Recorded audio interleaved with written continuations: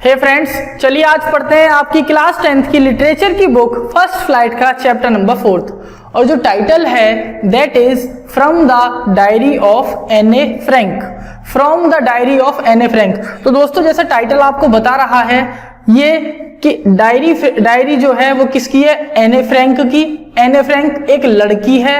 अब ये एक बहुत बड़ा सस्पेंस है कि उस डायरी में ना ऐसा क्या है जो एन.ए. फ्रैंक बता रही है। सेकंड, एन.ए. फ्रैंक है कौन?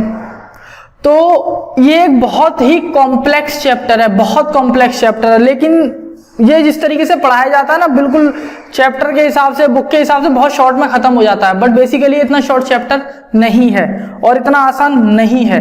क्यों? इसके लिए ना बहुत सारी बेसिक चीजें हैं जो आपको समझनी पड़ेंगी। इसको आप ना मैथमेटिक्स की तरह मान सकते हैं। जब तक आपको a+b का होल स्क्वायर का फॉर्मूला नहीं पता होगा, आप अलजेब्रा के कुछ क्वेश्चंस सॉल्व नहीं कर पाएंगे। सिमिलरली इस चैप्टर में कुछ बेसिक चीजें हैं जो नहीं पता होंगी तो ये चैप्टर आसानी से समझ में नहीं आएगा। तो चलिए बात करते हैं सबसे पहले इस चैप्टर की थीम की।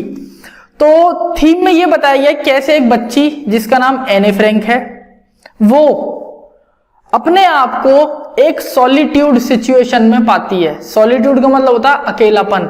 Although she is having numbers of friends, family, everyone is there, उसके पास मम्मी पापा बहन दोस्त बहुत सारे लोग हैं, still she finds her self in a reserve zone. वो अपने आप को एक बहुत ही रिजर्व, एक बहुत ही सॉलिट्यूड, बहुत ही डेस्पेयरनेस, उदासी वाली स्टेट में पाती है। रीजन?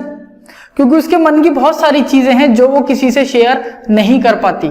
अब क्यों नहीं कर पाती, इसका सॉल्यूशन, इसका रीजन आपको भी थोड़ी देर में पता लगेगा। सेकंड है सफरिंग्स। जब इंसान अकेला होता है, परेशान होता है, तो उसको परेशानियां भी होती हैं, तो बहुत सारी चीजें बेयर भी करता है, बर्दाश्त भी करता है, तो दैट इज कॉल्ड सफरिंग्स। तो ये है आपकी second theme. Third is your love. Love मतलब अगर आप किसी के साथ भी रहते हो, एक बड़ी अच्छी कहावत है कि अगर आप घर में कुत्ता भी पालो तो उससे प्यार हो जाता है। यही एनी फ्रैंक के साथ होता है। वो एक जगह से दूसरी जगह और फिर उस दूसरी जगह से फिर कहीं और, किस तरीके से वो अपने आप को कंटेन करती हैं, अपने आप को सस्टेन करती हैं और लोगों से बॉन्ड बनाती हैं। फिर जिनसे उनका बॉन्ड बनता है वो उनसे सेपरेट होती चली जाती हैं, सबसे अलग होती चली जाती हैं। लेकिन एक चीज जो हमेशा उनके साथ रहती है दैट इज द डायरी। ये डायरी वो डायरी है जो एक रेड और व्हाइट कलर की डायरी थी जो इनको इनके बर्थडे गिफ्ट के रूप में मिली। तो ये डायरी होती है किटी। इस डायरी का नाम है किटी जो इनको इनके बर्थडे प्रेजेंट मिली। अब अगर मैं बात करूं लास्ट थीम की और द मोस्ट इंपॉर्टेंट थीम जिसकी वजह से पूरा चैप्टर ही कॉम्प्लेक्स हो जाता है, वो है आपका डिक्टेटरशिप। तो डिक्टेटरशिप अगर मैं ऐसे समझाऊं आपको तो थोड़ा सा टिपिकल हो सकता है, लेकिन समझने की कोशिश करें। डिक्टेटरशिप का मतलब यह है कि कोई आपको दबाने की कोशिश करता है, कोई आपको एक्सप्लॉइट करने की कोशिश करता है, कोई आपको सताने की कोशिश करता है, and you know that still you are not able to raise the voice. आपको पता है वो आपको परेशान कर रहा है, तंग कर रहा है, मारपीट कर रहा है, कुछ भी कर रहा है, लेकिन आप उसके खिलाफ आवाज ही नहीं उठा पा रहे हैं। रीजन? क्योंकि उस टाइम उस बंदे का रूल है, वो बंदा पावर में है, and that is called dictatorship. अब ये पावर कौन सी है ये मैं भी आपको समझाऊंगा।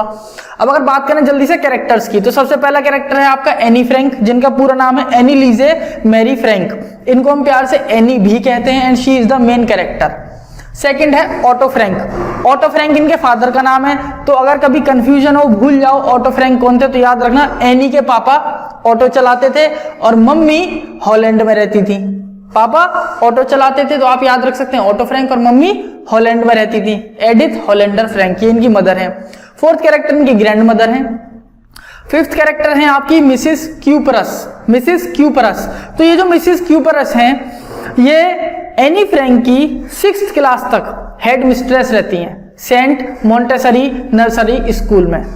यानी एनी फ्रैंक जब 6th क्लास तक जिस नर्सरी स्कूल में पढ़ती हैं उसका नाम होता है सेंट मोंटेसरी नर्सरी स्कूल, और मिसिस क्यूपरस वहां की हेड मिस्ट्रेस होती हैं। बाकी ये जो नाम है मिस्टर कीसिंग, ये 6th के बाद के इनके मैथ्स टीचर होते हैं, मैथमेटिक्स टीचर होते हैं। इनको हमेशा एनी फ्रैंक से बड़े इशू रहते हैं कि एनी फ्रैंक इतना बोलती क्यों है।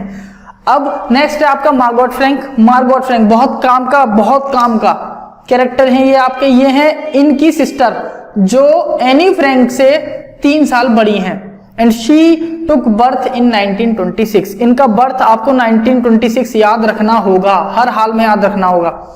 ये इनकी सिस्टर एल्डर सिस्टर, बाकी ये हैं CN, जैक्यूज एंड GN, ये इनके स्कूल फ्रेंड्स होते हैं। एनी फ्रैंक के स्कूल फ्रेंड्स हैं CN, जैक्यूज, GN, इनका कुछ खास आता नहीं है। Last and the most important, kitty. Kitty जो मैंने अभी आपको बताया, किटी एनी फ्रैंक की डायरी का नाम है जो उनको गिफ्ट के रूप में मिली। और एनी फ्रैंक को जब ये सारी चीजें होने लगी, सॉलिट्यूड, सेपरेशन, तो उन्होंने अपनी सारी फीलिंग्स इस डायरी से शेयर करना शुरू कर दिया। अब जो मैं आपसे कह रहा था कि अभी भी चैप्टर जो है थोड़ा सा कॉम्प्लेक्स है, तो उस कॉम्प्लेक्सिटी को और इस थीम को समझने के लिए थोड़ी सी चीजें आसान करने की कोशिश की है अलग तरीके से। शायद बुक में हो सकता है मिल भी जाए, ना भी मिले। तो बात ऐसी थी, एनी फ्रैंक जो थी उनका बर्थ हुआ 12 जून 1929। ये अपनी सिस्टर से 3 साल छोटी थी, तो सिस्टर 3 साल बड़ी हुई, यानी वो 1926 में हुई, तो 1929 में हुई। ठीक, 1929 में एनी फ्रैंक का बर्थ हुआ। कहां? फ्रैंकफर्ट। फ्रैंकफर्ट, फ्रैंकफर्ट कहां है? जर्मनी का एक सिटी है फ्रैंकफर्ट। तो अल्टीमेटली इनका बर्थ हुआ जर्मनी में। और ये किससे बिलोंग करती थी? ये एक जीव थी, JEW। जैसे हमारे यहां होता है कि भाई ये ब्राह्मण है, तो अब ब्राह्मण में भी बहुत सारे हो गए कि भाई ये पंडित है, ये शर्मा है, ये भारद्वाज है, ये गौड़ है। इसी तरीके से ये थी एक जीव। जर्मन में कौन थी? जीव। अब हुआ ये 1929 में इनका बर्थ हुआ। 1933 में जर्मनी में एक डिक्टेटर आया जिसका नाम था एडोल्फ हिटलर। एक तानाशाह आया जिसने लोगों को परेशान करना शुरू करा। किसको परेशान करा उसने परेशान किया सिर्फ जीव को। Although these Jews belong to Germany, ये जो जीव थे ये जर्मनी के ही थे, नहीं थे तो भी और थे तो भी। यानी हिटलर को अल्टीमेटली फाइनली जो दिक्कत थी वो किससे थी? जीव से, यहूदियों से। हिटलर को ज्यूज बिल्कुल पसंद नहीं थे और ये एक जीव थी। तो हिटलर ने क्या काम करा, जब इसने अपनी एक पार्टी बनाई हिटलर ने, उसका नाम था नाजी पार्टी। हिटलर ने बोला जहां भी आपको जीव मिले उनको परसिक्यूट करो, उनको एग्जीक्यूट करो, मतलब उनको मार दो, सिंपल, उनको खत्म करो। I do not want even a single जीव ऑन द अर्थ। अभी जहां जहां मेरी पावर फैलती चली जाएगी वहां से मैं सारे जीव को मारता रहूंगा। तो इन्होंने क्या काम करा, ये जीव थी एनी फ्रैंक, तो इन्होंने, हिटलर ने सारे जीव को खत्म करना शुरू करा। इसी डर से एनी फ्रैंक के फादर जर्मनी छोड़कर हॉलैंड चले गए। हॉलैंड में वो कहां गए? वो गए एम्स्टर्डम। अब हॉलैंड, आप सिंपल, आपको पता होगा हॉलैंड जो है वो कैपिटल है नीदरलैंड की। लेकिन अब काम की चीज आती है। 1939 तक, 10 सालों तक हिटलर को बहुत संघर्ष करना पड़ा।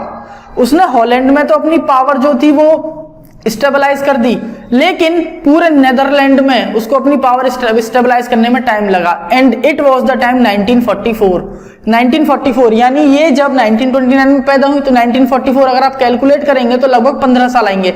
यानी हिटलर को 1933 में पार्टी बनाने के बाद 1944 तक 11 साल बाद हिटलर जो था वो पूरे नेदरलैंड पर राज कर रहा था।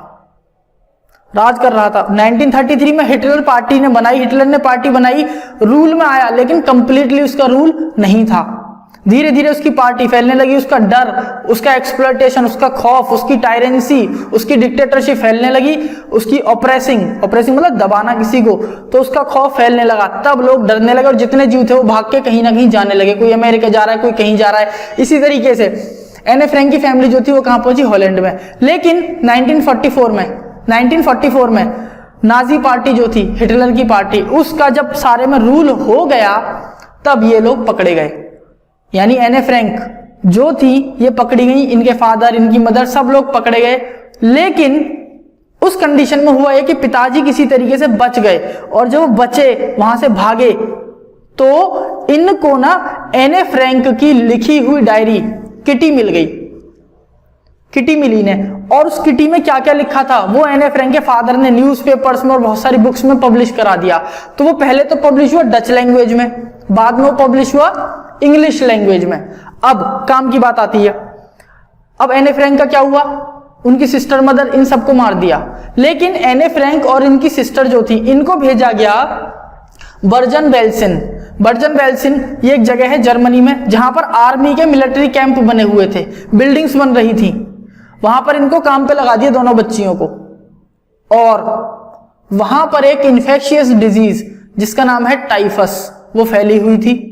वो एक बुखार होता है, वो इन दोनों बच्चियों को बुखार हुआ। They suffered from typhus and both of them died, और दोनों बच्ची खत्म हो गई। अल्टीमेटली हमारी एने फ्रैंक भी खत्म हो गई। तो ये था आपका एक छोटा सा इंट्रोडक्शन, और ये मैं समझ सकता हूँ एक अल्टीमेट समरी यही है। अब बाकी क्या है, पूरे चैप्टर की समरी, चलिए वो पढ़ते हैं आगे।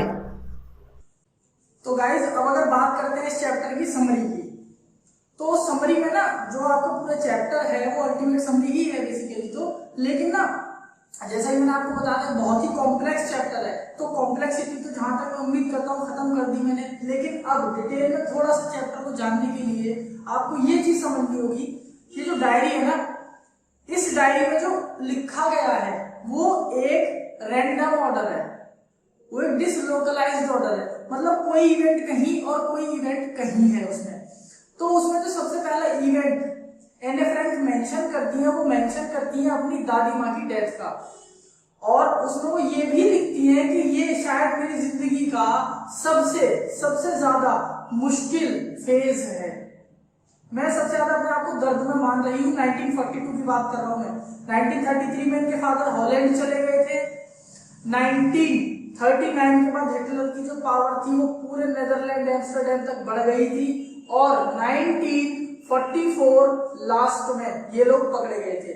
इन्होंने डायरी कब से लिखनी शुरू करी? 1942 से, तो 2 साल पहले, पकड़े जाने से 2 साल पहले। तो ये बात आपको याद रखनी। 1942 20 जून 1942 को इनकी दादी माँ एक्सपायरी हुआ, तब उन्होंने डायरी लिखनी शुरू करी। अब उस डायरी में कुछ इवेंट्स, मेन इवेंट्स जो थे उनमें सबसे पहला था ये। एनी फ्रैंक कहती है, आपको पता है दोस्तों मैंने डायरी लिखनी क्यों शुरू करी? क्योंकि मुझे एक दोस्त चाहिए था। मैं परेशान थी, मैं उदास थी, मैं अकेली थी, और मुझे ऐसा लगा कि मैं अगर कुछ लिखती हूँ अपनी बेस्ट फ्रेंड किटी में, डायरी में, तो शायद उसको कभी कोई मिटा नहीं पाएगा। हमारे बीच, मेरे और मेरी डायरी के बीच, मेरे बेस्ट फ्रेंड के बीच हमेशा एक अच्छी बॉन्डिंग रहेगी। हम दोनों एक दूसरे को समझेंगे और ये मेरी एवर लास्टिंग फ्रेंड भी होगी। और सबसे बड़ी बात पता है क्या दोस्तों? Paper has more patience than the people.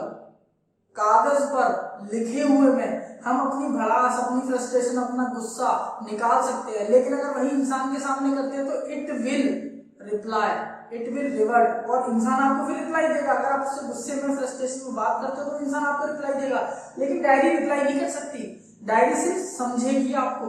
ऐसा एनी फ्रैंक का मानना था, उस बच्ची का मानना था कि अगर मैं पेपर पे कुछ लिखती हूँ तो पेपर मेरी बात को सुनेगा भी, समझेगा भी, लेकिन इंसान ऐसा नहीं कर सकता। इसीलिए मैंने क्या चुना? डायरी चुनी। तो 3 रीजन देती है। पहला, I wrote a diary because paper has more patience than pen. दूसरा, मुझे एक दोस्त चाहिए था जो एवरलास्टिंग हो, ट्रू हो, ट्रस्टवर्दी हो। तीसरा, जो फैक्ट हम डायरी में लिखते हैं उन्हें कभी भी कोई भी मिटा नहीं सकता। इसके बाद वो ये बताती हैं कि एट 36 की एज में मेरे फादर ऑटो फ्रैंक ने मेरी मदर एडिथ हॉलैंडर फ्रैंक से शादी करी। 1926 12 जून को मेरी सिस्टर पैदा हुई, और 1929 12 जून डेट ऑफ बर्थ दोनों सिस्टर्स की सेम है।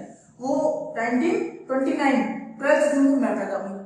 अब इसके बाद ये बताती है कि 1933 में जब मैं लगभग 4 साल की हो गई तो एक भाई साहब आए जिनका नाम था एडोल्फ हिटलर। उन्हें पूरी जर्मनी पे, पूरे नेदरलैंड पर, आसपास की जितनी भी जगह थी, उन्हें उन पर अपनी डिक्टेटरशिप दिखानी थी, अपना रूल करना था। अब हुआ क्या? उनका जैसे ही एंट्री हुई जर्मनी में कि भाई लोगों को पता चल गया कि भाई एक आदमी है एडोल्फ हिटलर नाम का, वो डिक्टेटर है और सारे ज्यूज को खत्म कर रहा है। तो इनके फादर जो कि ज्यू थे, ये अपनी फैमिली को लेकर कहाँ शिफ्ट हो गए? हॉलैंड।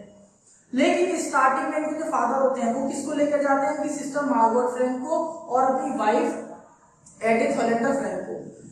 अब ये कहाँ रहती है? एनी फ्रैंक रहती है अपनी दादी माँ के पास, आचेन फ्रैंकफर्ट में ही एक छोटी सी जगह है, ये वहां रहती है। 3 महीने बाद इनकी सिस्टर मार्गरेट फ्रैंक का बर्थडे आता है। तो पापा पूछते हैं बेटी बताओ क्या चाहिए बर्थडे पर? कहती है मुझे कुछ नहीं चाहिए, मुझे मेरी सिस्टर चाहिए एनी फ्रैंक। तो कहती है एनी फ्रैंक, डायरी में मेंशन करती है मेरे पापा ने मुझे मेरी सिस्टर के सामने टेबल पे ऐसे पटक दिया। कहते हैं ले मार्गरेट तेरा birthday gift. My father put me down in a throwing manner on the table. ले बेटा तेरा गिफ्ट आ गया। अब मैं अपनी सिस्टर के साथ आ गई। वहां पर अभी तक नाजीज का रूप नहीं आया था, तो मैं अपने फैमिली के साथ रहने लगी आराम से। मेरे पापा ने एडमिशन करा दिया मोंटेसरी नर्सरी स्कूल में, और उस मोंटेसरी नर्सरी स्कूल में मेरी हेड मिस्ट्रेस मिसेस क्यूप्रस, इनका कैरेक्टर आता है, मिसेस क्यूप्रस, जो बहुत अच्छी थी, बहुत अच्छा पढ़ाती थी, हेड मिस्ट्रेस थी, वो मुझसे बहुत प्यार करती थी और मेरा उनसे बहुत अच्छा बॉन्ड बन गया। लेकिन each and everything has an ending, हर चीज का एक अंत होता है, और शायद ये वही समय था कि मेरा टाइम आ गया फेयरवेल का, यानी अब मेरा 6th ग्रेड से आगे बढ़ने का टाइम आ गया। 6th ग्रेड तक मैं मिसेस क्यूप्रस के साथ रही, उन्होंने हर तरीके से मुझे सपोर्ट किया, पढ़ाया भी, समझाया भी, हमेशा मुश्किल समय में मेरी हेल्प भी करी। लेकिन अब टाइम था फेयरवेल का, और फेयरवेल वाले दिन मैं और मिसेस क्यूप्रस और बोथ इन टीयर्स, हम दोनों आंसुओं में थे। तो ये जो मैंने वर्ड लिखे हैं यहाँ पर, जितने भी दीज आर और एक्सट्रैक्ट्स, ये एक्सट्रैक्ट है, क्वेश्चन इन्हीं में से आते हैं।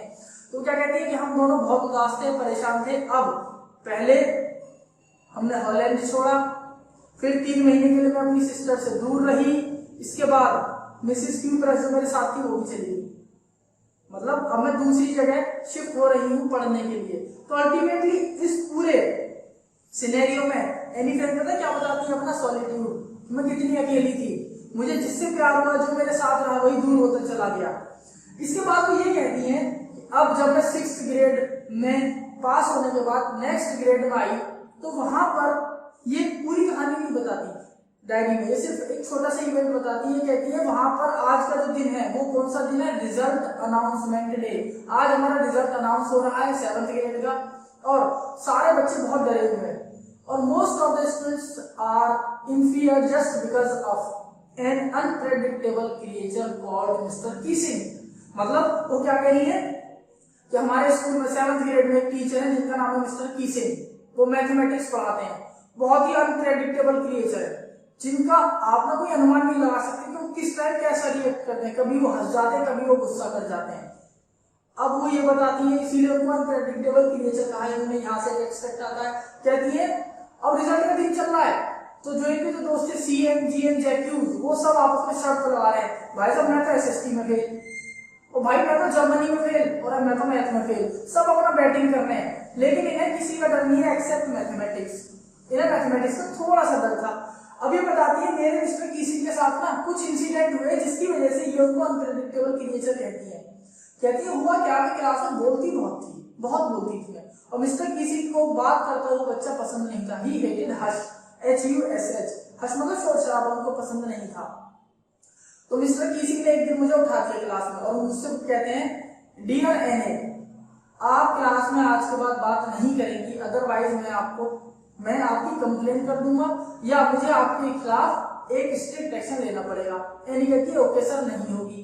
लेकिन जो हमारी नेचर होती है वो कैसे रुक जाएगी, वो नहीं रुक सकती, ये अगली बार फिर बात करती पकड़ी जाती है। So when she was cot talking again, mister किसी ने इनसे क्या कहा, एनी तुम बहुत बोलती हो ना, अब सुनो, तुम्हें चैटर बॉक्स मतलब जो बोलता रहता है, चैट करता रहता है सारा दिन, तुम्हारा नाम चैटर बॉक्स है, और तुम्हें चैटर बॉक्स पर एक एस्से लिख के लाना, एक अच्छा सा एस्से।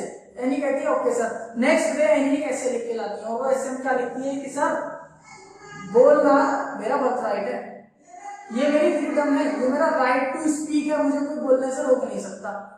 जैसे ही सर ने ये बात सुनी मिस्टर किसी ने वो हंसने लगे, कहते हैं ठीक है बात करो, कोई दिक्कत नहीं है, अब तुम कर सकती हो, तुमने बहुत अच्छा ऐसे लिखा है। अगली बार फिर ये एक्स्ट्रा टॉकेटिव हो जाती है मिस्टर किसी के अकॉर्डिंग। तो क्या कहते हैं, एनी तुम्हारा इस बार का टॉपिक पता है क्या है, इनकॉरिगिबल चैटर बॉक्स। इनकॉरिगिबल का मतलब होता है अनकंट्रोलेबल, एक ऐसा बातूनी, एक ऐसा बात करने वाला जो कभी भी किसी की बातों को सुनता नहीं है, समझता नहीं, सिर्फ बोलते ही चला जाता है, अनकंट्रोल हो जाता है।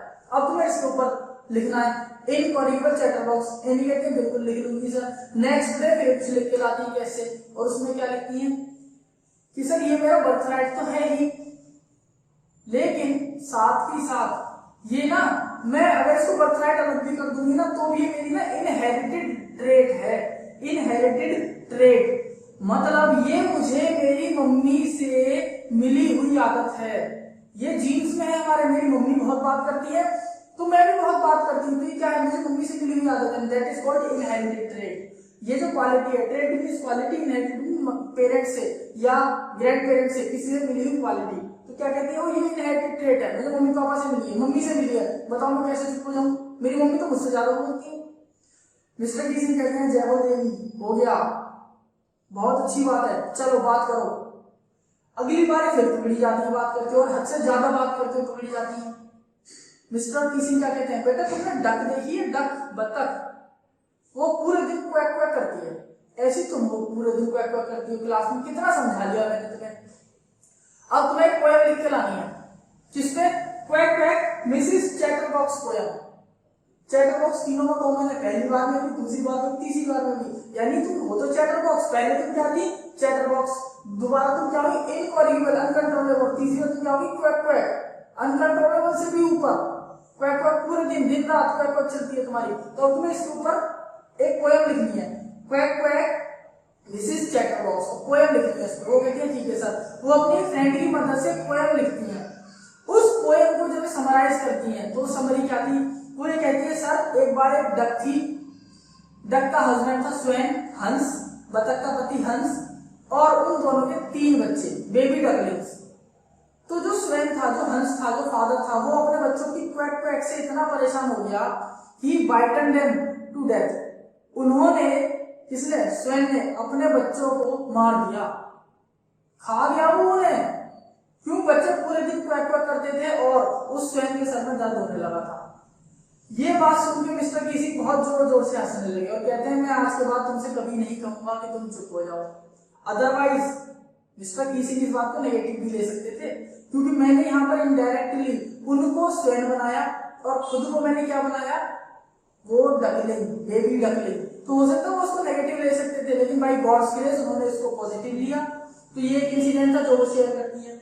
और ये मैं आपको इनिशियली बता चुका हूँ कि 1942 में जो एनी की ग्रैंड मदर थी वो मर गई थी, वो डेथ हो गई थी उनकी।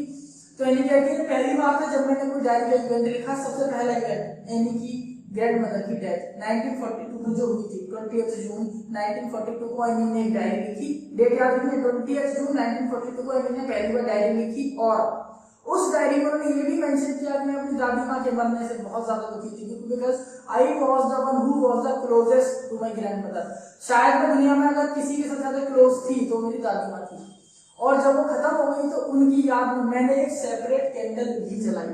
इसके बाद दोस्तों आपको पता ही है 1944 में एनी फ्रैंक को अप्रोक्स आप मान सकते हैं सितंबर में, क्योंकि जो डॉक्यूमेंट्स में है वो ये लिखा हुआ है कि 1 अगस्त 1944 को एनी फ्रैंक का लास्ट इवेंट लिखा गया। लास्ट इवेंट 1944 1 अगस्त को लिखा गया। तो हम ये अनुमान लगा के चलते कि सितंबर में उनको पकड़ लिया गया हिटलर की पार्टी, नाजी पार्टी द्वारा, और वो पकड़े नहीं गए थे। ये जिनके साथ रहते थे अपने फादर के, ये रहते कहाँ थे, ये अपने फादर का जो इनका ऑफिस था ना, ये उस ऑफिस में ही बेसमेंट में रहते थे। तो वहीं बेसमेंट के किसी आदमी ने इनके बारे में बता दिया कि भाई जी हमारे रह रहे, वो पार्टी आई, इनको उठाकर ले गई और इन दोनों बच्चियों को कहाँ डाल दिया, बर्जन बेल्सन आर्मी, री आर्मी का भी कह सकते हैं, यानी army basement camp, military camp जहां पर काम चल रहा था, वहां पर ये टाइफस से 15 टाइफस से ये 1945 मार्च में एक्सपायर हो गई, ये खत्म हो गई टाइफस से। तो दोस्तों चैप्टर हो जाता है आपका खत्म।